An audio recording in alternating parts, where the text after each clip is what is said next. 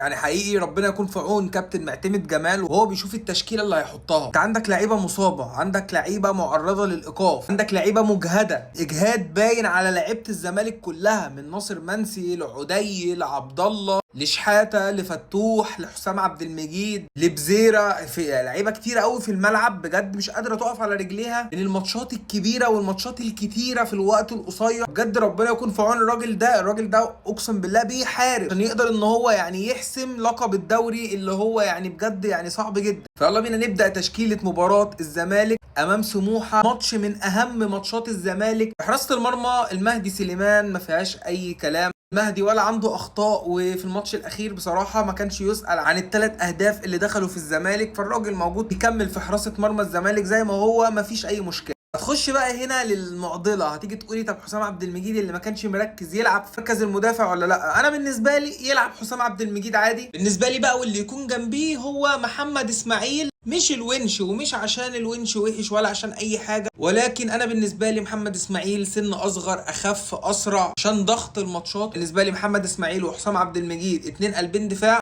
بص بقى عشان اللي جايه دي في تغيير بقى، باك شمال احمد فتوح، وباك يمين محمد ابراهيم. ليه مش بنتايج؟ هتعرف قدام. وليه مش محمد اسماعيل مكان محمد ابراهيم؟ علشان ده مش مركز محمد اسماعيل وما بيعرفش يأدي فيها بنسبة يعني 90% كويس. روح لنص الملعب وهو محمد شحاتة ومحمد السيد وادم كايد. انا شايف ان جه الوقت اللي لازم ادم كايد يلعب فيه اساسي ويبدا المباراه. ان ادم كايد قبل الاصابه كان متالق جدا وكان بيلعب بيبدا اساسي وكان بيعمل ماتشات كبيره وكان بيأدي حلو جدا وكان من احسن اللعيبه في الزمالك، ومجرد ما رجع من الاصابه ما بقاش بيلعب اساسي وبقى بينزل ما بيبقاش مؤثر خالص. فانا عايز اشوفه من بدايه المباراه. نروح بقى للوينج اليمين، طبعا خوان بزيرة مفيش اي كلام، مفيش اي تعديل، مفيش بزيرة بس يعني لو يركز شويه في الانفرادات وفي الهجمات اللي بتيجي، صدقني والله العظيم يا ابني لو ركزت في الفينش بتاعك هتبقى عالمي. نروح بقى ناحيه الوينج الشمال، وانا بالنسبه لي يبقى محمود بنتايج.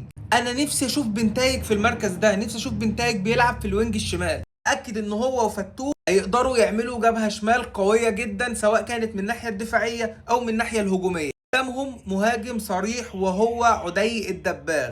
انا شايف ان الماتشات دي عايزه المهاجم اللي لو جات له فرصه يدخلها جول، مش يقعد يضيع ويعمل ويسند والكلام ده. لا، انا عايز مهاجم هي كرة تيجي يعني يسجلها. فانا شايف ان وجود عدي الدباغ في التشكيله الاساسيه ده قرار هيكون كويس جدا، خصوصا كمان ان لو عدي سقط شويه ورا ودخل بزيرة قدام، او سقط بزيرة في نص الملعب جه ادم كايد شمال، هتقدر تعمل روتيشن في الجبهه الاماميه دي او في الخط الامامي بطريقه كويسه. فبالنسبه لي هي دي التشكيله المناسبه للزمالك امام سموحه، ويا رب باذن الله التوفيق